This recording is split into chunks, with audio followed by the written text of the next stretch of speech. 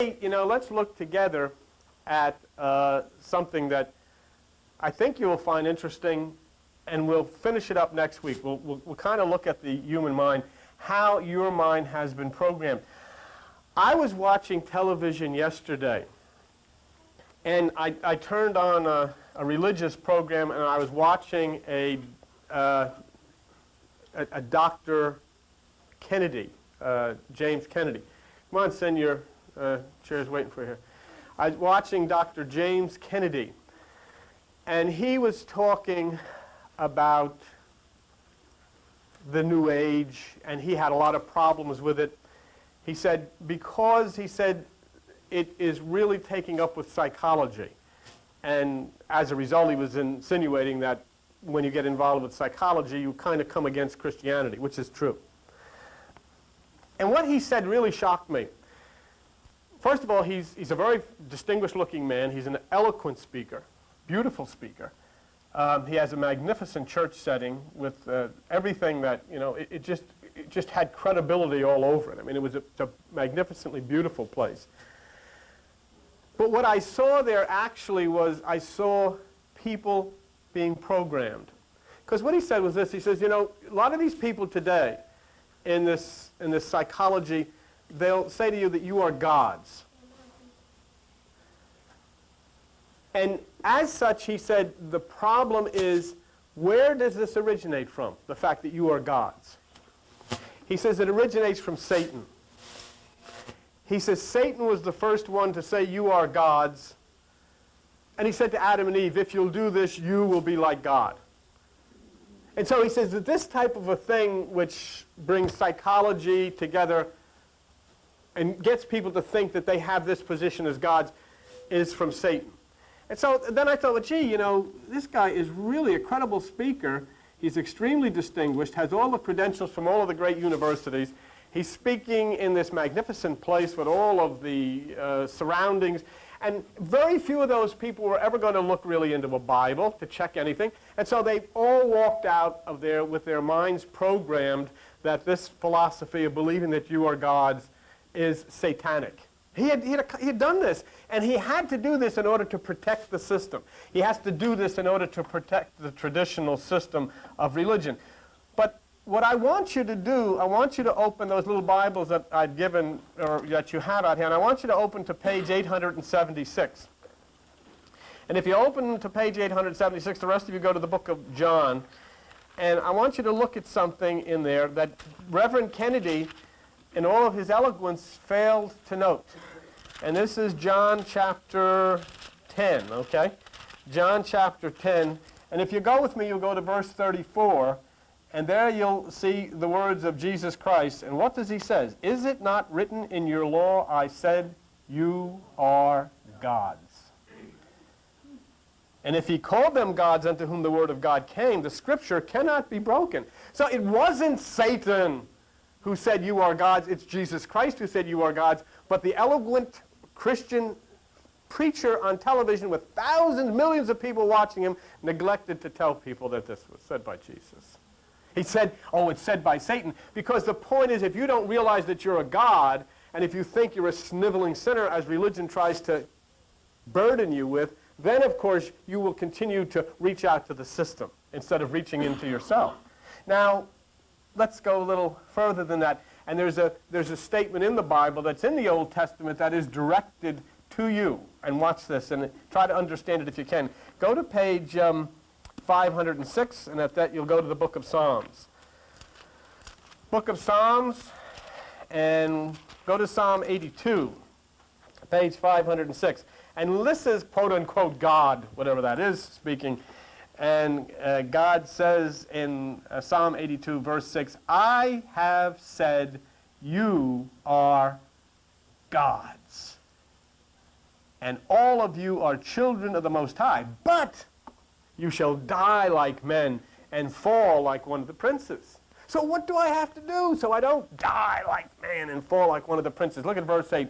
Arise, O God, judge the earth, for you shall inherit all nations. See? So that's what we're here really to talk about. You have been conditioned, your mind has been conditioned, And for all of the years that your mind has been conditioned, you have reacted and you have suffered, and we'll show you how. And you know, conditioning is an interesting thing. Gina, come here for a second. I want to introduce everybody on television. I want to introduce everybody on television all over the United States and Canada. The young lady used to be my secretary. This is Gina. Okay? Now, will you just tell me, do you know how to spell spot? I mean, do you know how to spell? Do you know how to spell spot? Yes. How do you spell spot? S-P-O-T. Spot. Now, will you spell it 5 times? S-P-O-T, S-P-O-T, S-P-O-T, S-P-O-T, S-P-O-T. What do you do when you come to a green light? Go. Good, all right, good, good. And no, come up for a second. No, I was your secretary. I wouldn't get that wrong. 99 people out of 100 will say stop. Okay, and you did good, but you know, what led you? Why were you thinking that? Just. I was just concentrating on getting it right, but if I was going with the flow of things, I would have said stop. Okay, good. See, what she did then, and that's why she's sitting here, because I've known her for a long time, and one of the things that she has done in her life is worked to break the conditioning. That's why in October the 21st, she'll be up there with us to see Kitaro. We're breaking the conditioning. We're looking for something new. But it's true that if you condition people, and 99 people out of 100, if you say, you know, S-P-O-T, S-P-O-T, S-P-O-T, S-P-O-T, and then say, what do you do when you come to a green light? They'll say, stop. Okay. Okay. But it's because the mind is conditioned, and that's what we'll look at tonight. Our conscious mind is the only entity on the face of the earth that remembers its beginning and looks forward to its end. The only one. And what happens basically in our lives, you know, we become like a puff of smoke, don't we? Take a look. There's a fellow's hat hanging on the wall. Was quite a character, quite a young man, that black hat. You can't see it on TV. The black hat hanging on the wall is kind of a memory of somebody that came through this church, very strange young man, had all kinds of difficult encounters with the law, and died in an automobile accident. And basically, his horror of his life was because of conditioning. Everything was programmed into here, how he would react, you know. And he tried desperately. And in fact, we worked very hard with him, and the conditioning was beginning to change. And then something happened. We'll get into that at another time. But basically, all of us then, what are you trying to do? You're trying to figure something out in your life, aren't you? I mean, because after all, what's your purpose here? What reason do you have? And the thing is that we're always trying to figure out next week or next month or what we're going to do, and yet we don't even know for what. What's the purpose of it? Where are you going? You know, when you think if you want security, and then you're living like a flea on a tennis ball going through the universe at 40,000 miles an hour with nobody driving it, you know, where's your security? Where are you going to go? And now, consider why you are the way you are. Why is Rose the way she is? Why is Don the way he is? Why is Albert the way he is? Why is Margaret the way he is?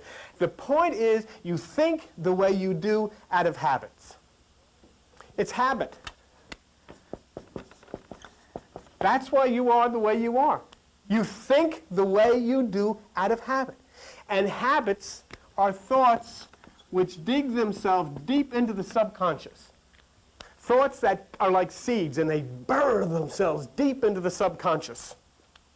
And when they are ready to blossom, those negative thoughts which have buried themselves deep into your subconscious will one day blossom into tumors. Here?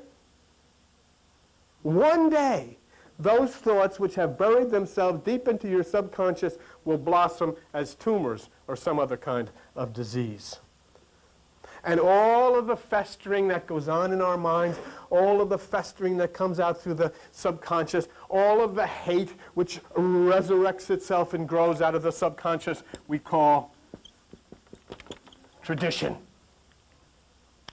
Oh, even your parents said, why do you think the way? Because you do, that's why. Huh? Did you ever ask your father, why? Because I said so. And you know what? Many years ago he asked his father why, and his father said, because I said so. Nobody ever has said why. It's just because. It's tradition. It's the way it's done. Go to page 792 in the little Bibles and look at Matthew chapter 15 and what Jesus says in Matthew chapter 15. Page 792. And in verse 6 he says, "And honor not his father or his mother, he shall be free. Thus you have made the commandment of God of no effect by your tradition."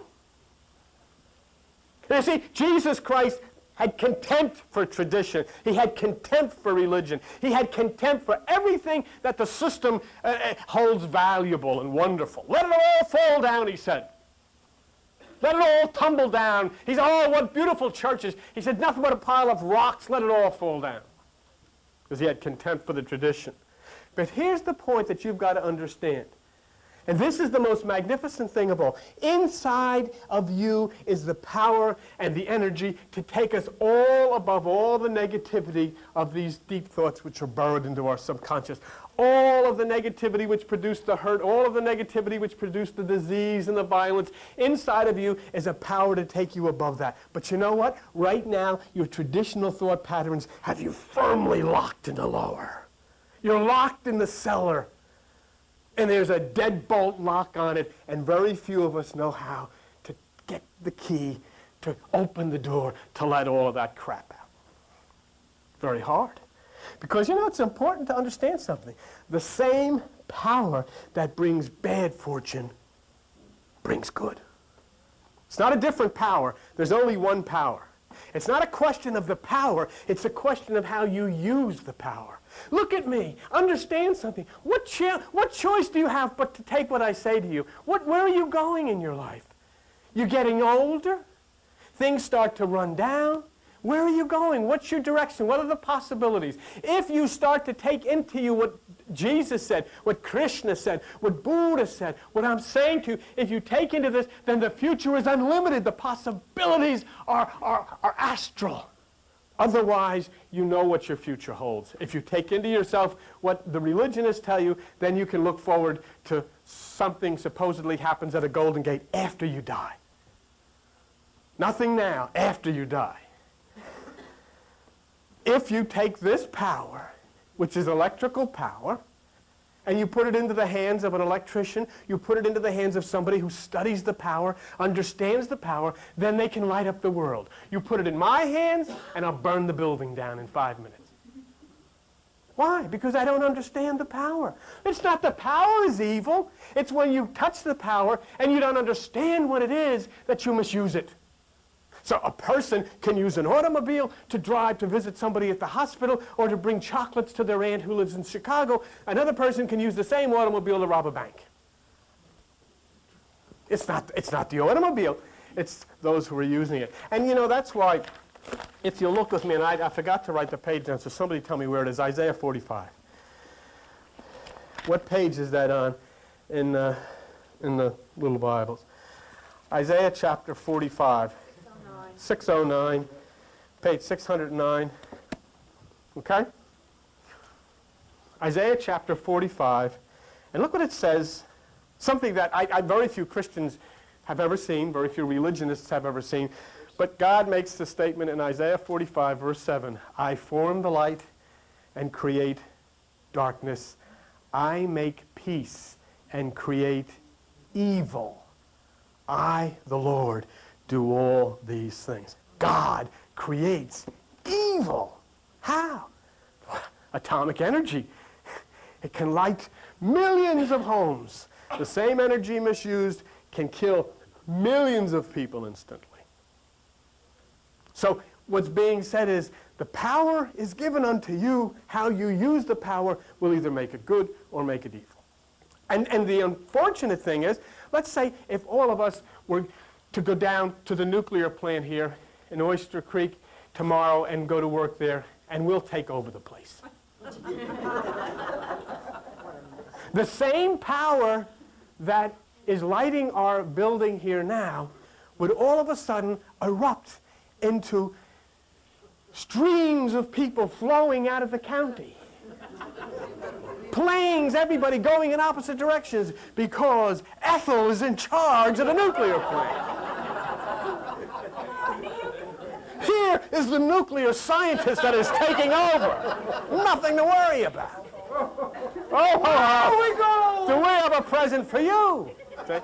So what are we talking about? It isn't a different power. The power hasn't changed, but all of a sudden people who are putting their hands on the power are doing it and they have no idea how to use it. And so basically then it becomes the same power that is good suddenly becomes evil. Okay?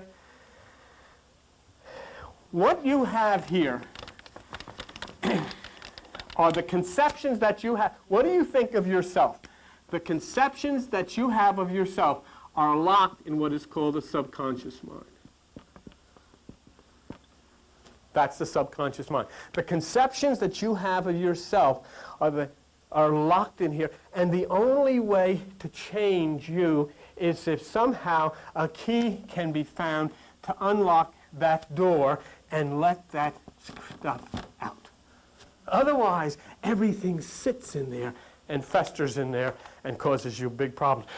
I would suggest to you, if you really want some time to get a little good study on this, go into a bookstore, a Dalton bookstore, Waldman Books or something. Pick up a book written by Carl Jung. Carl Jung, spelled J-U-N-G, who was a contemporary and a partner of Sigmund Freud. And it's a book called The Undiscovered Self. You're not reading a New Age, you're not reading a preacher, you're not reading a religionist, you're not reading a screwball, you're reading one of the most eminent psychoanalysts that ever lived on the face of the earth, and he'll tell you about the subconscious mind. And there is nobody with better credentials to talk about it than Carl Jung. But so where's the key?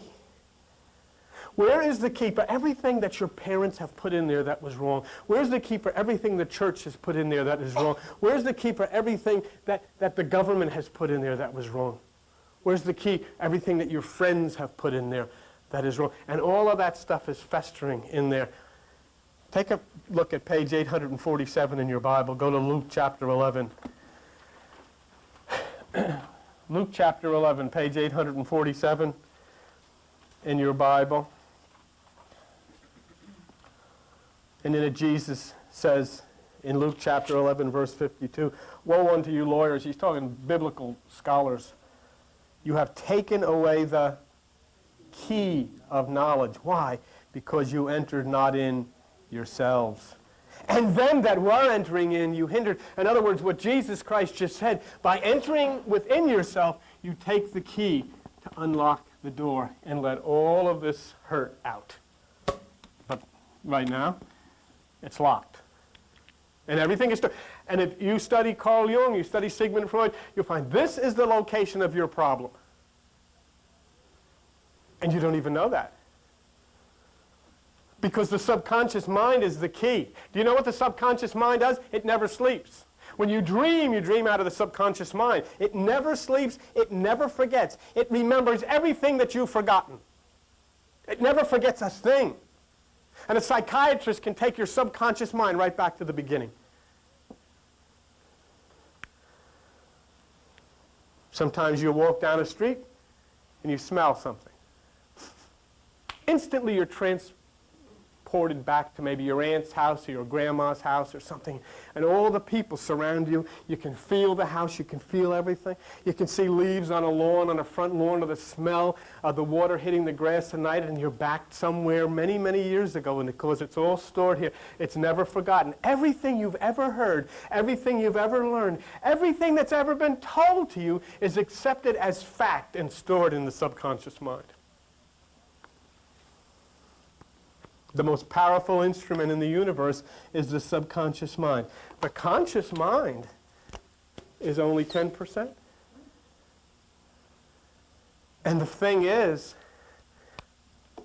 that everything that goes into the subconscious that causes the problem comes from the conscious. Somebody tells you something, it goes in there, and it finds a place to dwell and grow in there. Somebody teaches you something. Somebody frightens you. It all goes from here, your conscious mind, and then it goes into the subconscious mind. And when it goes into the subconscious mind, you forget it. But your subconscious doesn't. So, a situation happens.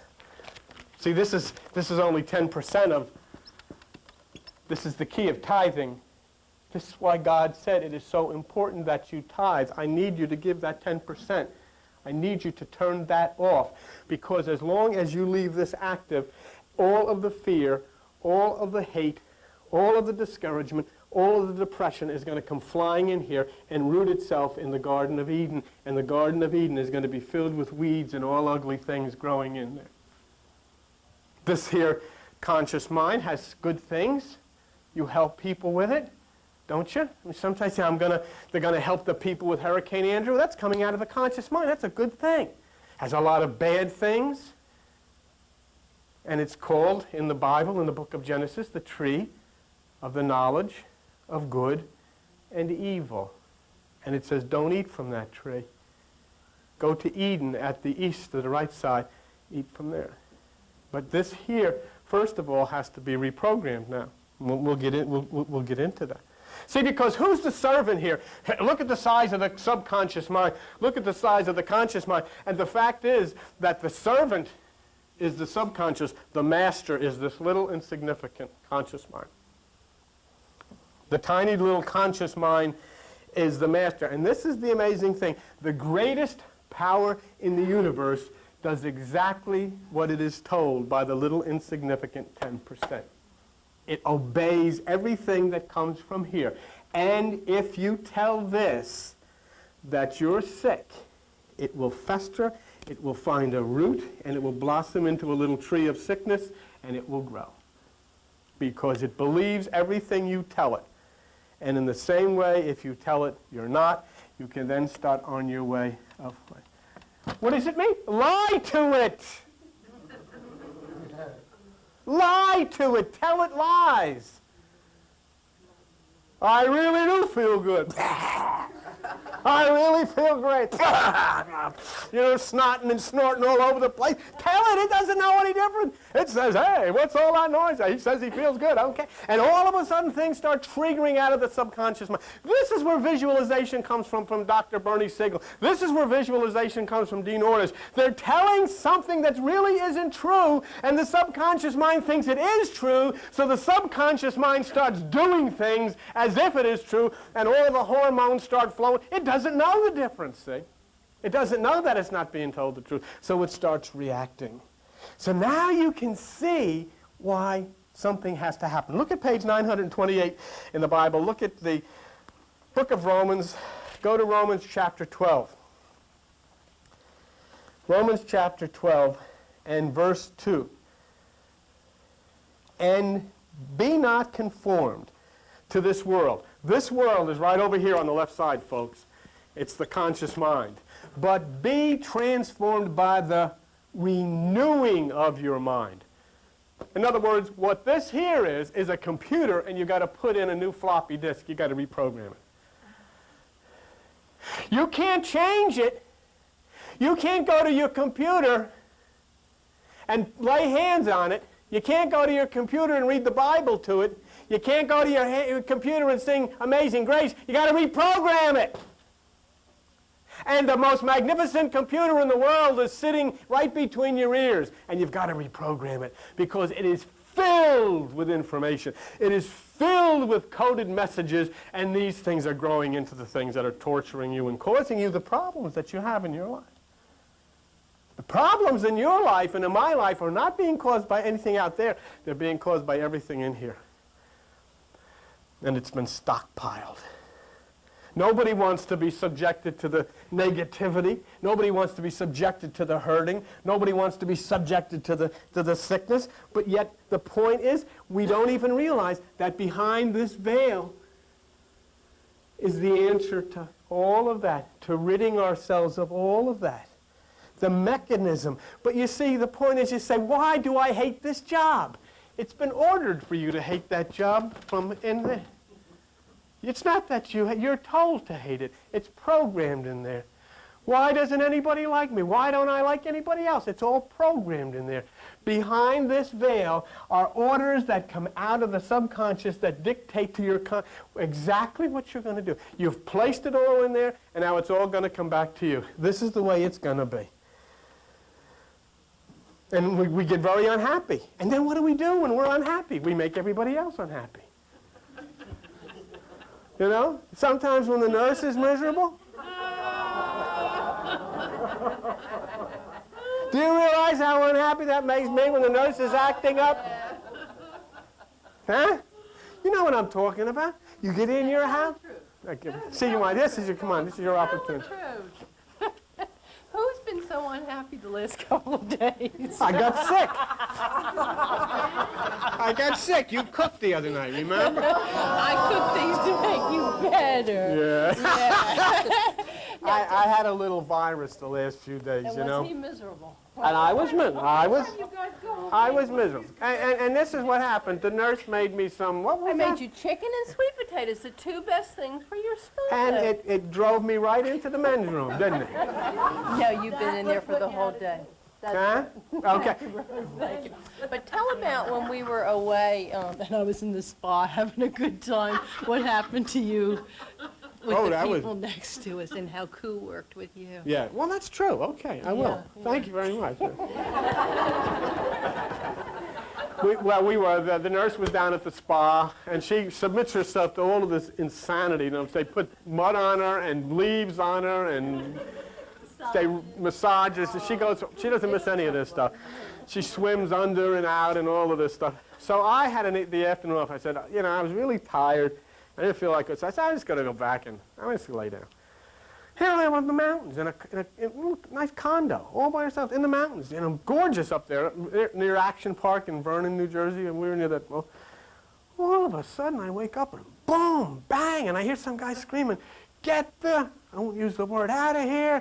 I'm trying to screaming, throwing things, crash up against the wall. You know, I'm like, what the heck is this? Here I am in the mountains. This, all alone without you. yeah, I say, this must be the subconscious mind, and what the heck is this? I mean, I could have been, I'm on vacation, there's some mountains. I mean, they can't do this in this nice place. The people in the spa are going up and down in the water. What is this? And all of a sudden, I look out, and I hear this screaming and fighting and kids yelling. I look out, and there's two cops standing on the stairs. And I got this guy, and then I look out the front door, and I got this blonde girl up against the police car. And then I'm looking out for the nurse, because I figure she's going to walk right into the middle of this thing. Make a long story short, they carted this guy off, they carted the blonde off. And it was, you know, but what had happened there? And this is amazing, because whether it had been because I was sleeping, but as soon as it hit me, it transported me back to my own life as a child. Because that's what I lived in.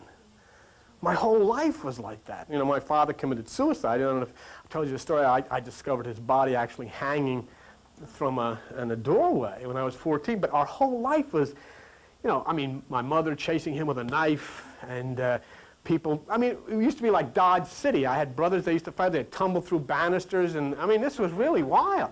So when I woke up and I heard this, I just was transported right back. So basically, when Jones says Koo, what lies in the invisible subconscious, Buddha calls Koo. If anything activates that or stimulates that, it comes into what is called Ki. It all of a sudden manifests itself. And it's really, it is really true. And you test it. You know where you've had situations. Sometimes you call them deja vu. All of a sudden, gee, I feel like I've been here before. What the heck is this? Something has come out of here. Something triggered in your subconscious, and you had this physical feeling that, you know, you were back to where you had originally been. But when this unhappiness comes, you know, you wonder sometimes, why do I feel the way why am I acting the way I am? Because it's triggered from deep within your subconscious mind. It's resting there. And you don't even know this. That's why I encourage you to get the book by Carl Jung, because, you know, to listen to me, you know, what the heck am I? Or to listen to some preacher, what is that? But listen to a man who is a psychoanalyst of the highest credentials talk about this thing here and what it is. This is that atomic plant. If it's not handled properly, it is an atomic bomb that'll kill millions.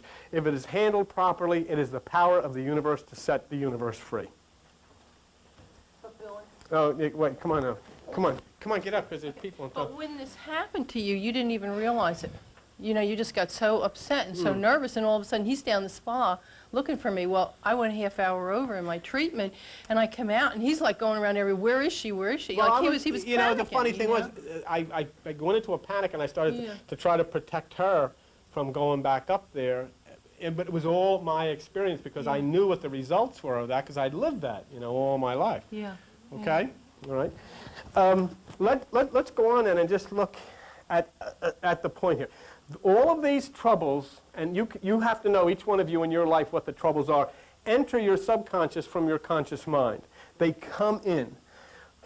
Here's, let's say, an unwanted child.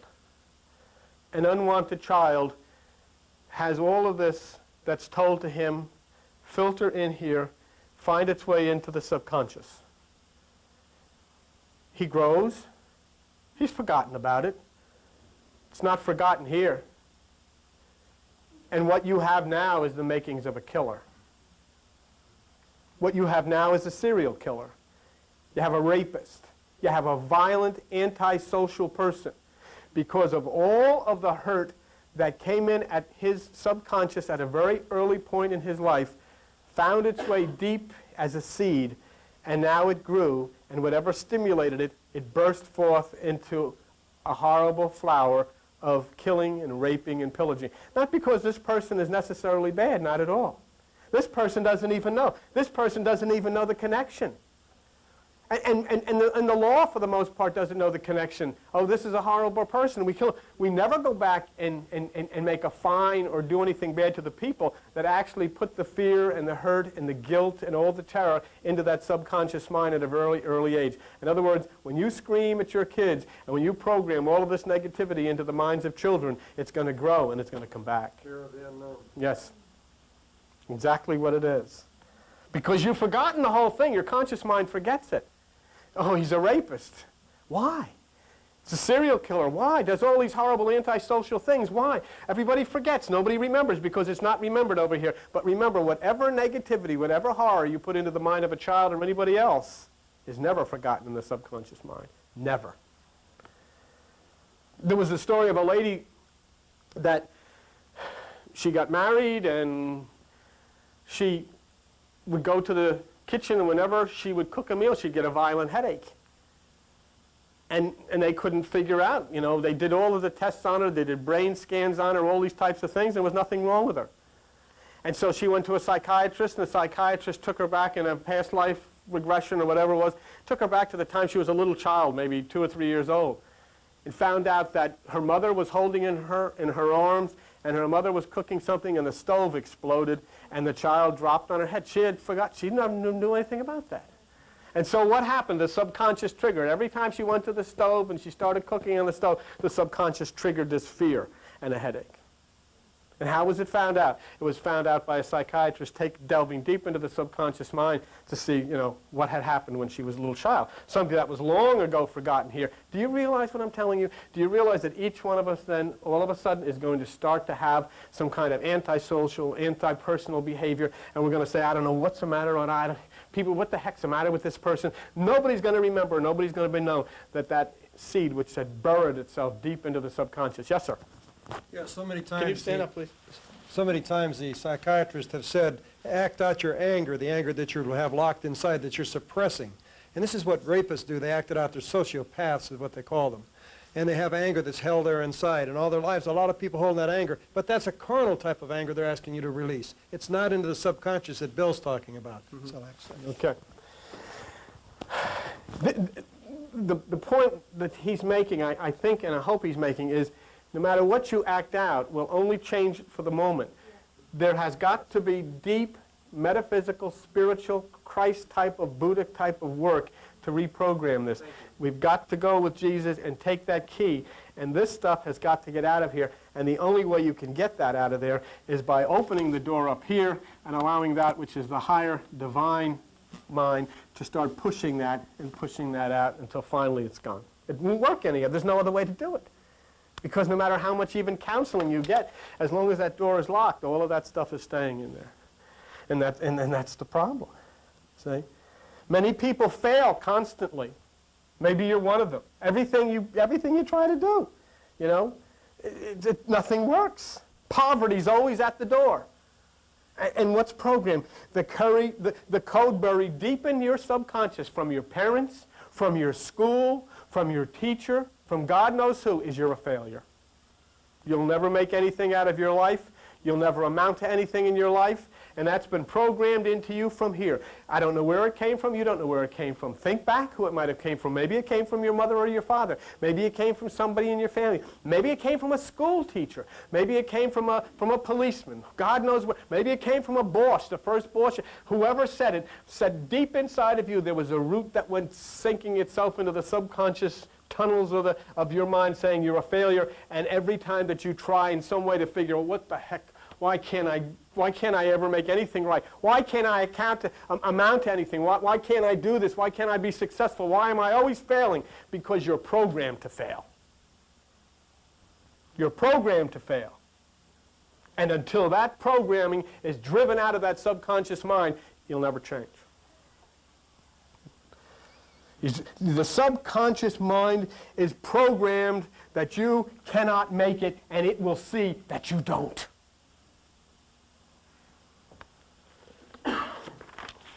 That's why what Jesus Christ speaks of, that's why it is so important when he says to you, seek first the kingdom. Enter within yourself. The kingdom of God is within you.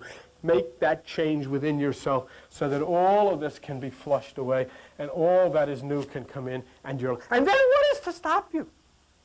If I had said, if Reverend Kennedy says, oh, they say they're gods and all of this stuff, Jesus Christ is the one who said you're God. And just think to yourself, instead of I'm a sinner, instead of I'm a failure, instead of I can't do this and I can't do that and I can't do the other thing, if you close your eyes and just say to yourself, I am God, I am God, I am God. And then look up and say, what in the world could possibly defeat you or your life now? Nothing. But once you find out that I am and God are one and the same thing, then what do you need the system for? What do you need the organization for? What do you need the religions for? And that's what scares them. They're not in this to set you free. They're in this to structure themselves as the great controller of your life. In many, sickness is coded in here. It's hard to be well when the computer constantly says you feel lousy. I sometimes get, between this and sometimes work and everything, I get to the point where I say to myself, geez, I'm tired, I feel... And I'm really not. But it's all coded, it's all put deep into the computer, and it's telling me, hey, you're sick, you don't feel good, you feel lousy. Where's it coming from? It's coming from right there, stuff we put in ourselves. Lonely people. Many people are very lonely. They don't have any friends. But you know what? You've got programmed deep in here. Don't trust anybody. Everybody's out to really take you for what they can get. Huh? Watch them. Always keep your eye over your shoulder. Nobody cares about you. Nobody ever did anything for you. Nobody's ever going to do anything for you. You're going to have to do for yourself. And all of that is programmed here. You become a very lonely person. Yeah. So you've got to rise above the programming, because you have to understand something. The subconscious is the great creator. The problem is it's going to create exactly what it is programmed to create. That's what meant by Paul when he says, I thank God through Jesus Christ, which is the higher mind. With the mind, which is the lower programming, or the higher programming, I serve God, but with the flesh, which is the lower programming, I serve the law of sin, which is the emotion. So that's the bad part. What's the good part? The good part is you can remove the bad programs. Okay? You can open this up. You can remove the bad programs in the subconscious. You allowed the negative programming to get in. Now you can allow the negative programming to get out. That's the good part. That's why this works. That's why if you'll only get off your rear end, get out of that couch, come down here, and thumb your nose at the system, thumb your nose at the religions, thumb your nose at the churches, open yourself to the story of Christ, open to yourself to what he tried to get you to understand, then you'll come to the place where the programming will change. Then you'll come to the place where the subconscious will receive the flow of that reprogramming to get in that which is new. And the chief culprit to this whole thing is a 4-letter word, fear. Even to the point that you have never heard a religious person discuss your mind. You have gone to church all of your life. You've never heard a pastor. You've never heard a minister. You've never heard a priest. They never discuss your mind. It's off limits. In fact, they say, God is in my heart. They always point here. Not to the center. That's off limits. They're afraid of it. And in fact, they'll tell you that if you go into the realm of your own mind, you'll open up devils. That's what they'll tell you. Because that's fear. And you know why that is? Because the negativity of religion and Christianity has programmed people to be afraid of themselves. Where are you ever going if you're afraid of yourself? If you can't love yourself, if you can't... And do you know what this Reverend Kennedy said on television? That this humanism, this New Age stuff, is nothing but worship of self. Finally say, hey, I am something. Look at me strut. Why, you should see me when I go to Key West with the nurse. I suck this in for 2 weeks. Walk around the pool. Say to the nurse, I gotta go to the men's room. I go in the men's room, get another, suck it in or strut. Because I am something. See? That's the beauty of all this. Jesus Christ never came to tell this world how great he was. He came to this world to say how great you are.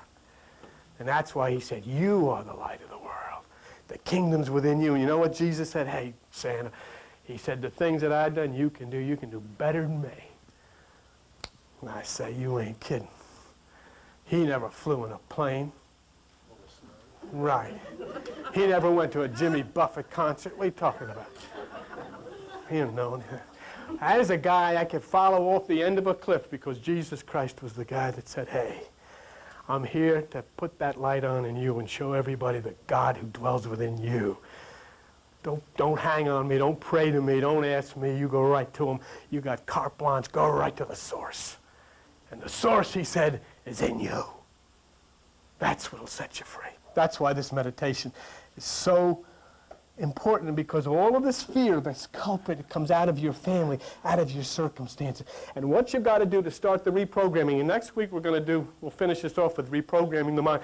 But what you've got to do is you've got to turn away from the thoughts that have been coming from the outside. As Jesus said, take no thought, and you've got to start turning to the thoughts that are coming from the inside. And you do that in meditation. And whether you use Kitaro or Halpern, or whether you use Om or Buddha or whatever you do, start listening to that which is within and no longer be listening to that which is without. As it says in Jeremiah 6, get your ears circumcised. Cut away all of that that's coming in, because that's what has caused you that feeling. That's why it's made you miserable. And when you do that, then you'll realize with Matthew 5:14, Jesus Christ said, you are the light of the world. And that's what you change your negative thoughts of I'm a sinner to I am God. And you'll freak out everybody upstairs because they can't understand what you're talking about. There's only one mind. There's only one spirit. We're done, I promise you. But let me just tell you something. The creative power of the universe is inside of it. It's an eternal power. There is only every book that has ever been written has been written by the same author. Every building that has ever been built has been built by the same engineer. The creation happened because the conscious mind of the builder, the conscious mind of the engineer, did not prevent it by negative subconscious programming. And so that which was within was able to explode in a monument. But it's all the same because they have nothing more inside of them than you have, except they had the luxury of not having negativity programmed in to say they couldn't. In fact, they probably had somebody that was doing just the opposite, saying, yes, you can, yes, you can, yes, you can, yes, you can. And when it came to that point, they knew, yes, I can.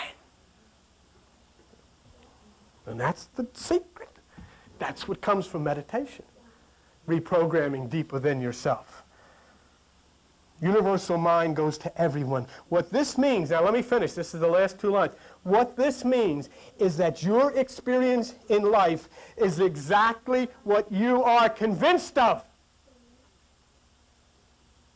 Your experience in this life is exactly what you are convinced of. You're convinced of it. You've made up your mind about it. If everything is falling apart, you're convinced that this is the way it has to be. If everything is not working, if you hate your job, if you hate the people around you, you're convinced of that because that's the way you've been programmed. But it can be changed. And when you no longer feel that way, you'll no longer be limited to that job you hate. You'll no longer be limited to those circumstances that are causing you all those problems. You'll no longer be limited to those sicknesses that have been plaguing you. There's no reason for it. You say, I desire success. I want to be healthy. But the subconscious programming knows otherwise. See what I'm telling you? You're saying consciously, this is what I want, but subconsciously what's going to manifest itself is just the opposite. Because you don't even know that everything you've taken in from those who thought they were helping you have created this horror. The Garden of Eden is filled with weeds. Huh? So, what does it say? It says you have been made caretaker of the vineyard. You have been made to prune the vineyard. Now you can get into the vineyard and you can watch the vineyard and you can start to plant trees and you can start to plant the tree of life. And all of these things will start to grow in the vineyard and you'll start to be a completely different person because that subconscious has been filled with failure, failure, failure, and it is locked in by the conditions that you had no control over. But now, if nothing else you take from this place, you go out of here knowing, yes, I can change it. Yes, I can make it different. And you get your rear end in here on Tuesday night, and you hit this floor, and you start doing home, and you start playing serious with this God who lives within you, and you see that gate, and you'll see that lock, that double-bolted lock, rust and fall off, and you'll see that gate swing open, and you'll see all of that garbage which has been hurting you all of your life start to stream out of that graveyard, and instead of that, you'll start to see trees flowing. The desert shall bloom like a rose, and all of these horrible, barren things will be turned into springs of water, and all of that which has held you back and made you a lesser person will be gone, and you'll be motivated in this new age into the essence of what God has meant for you to be. That's what you got to do. And the only one who is able and capable of doing it is you. Okay. Thank you very much. And we'll, that's not bad. Get a round of applause here on Sunday morning. Not bad. All right. Next week we'll finish this off on reprogramming the mind and how we reprogram it. Okay. Thank you for being with us. Joan will come up.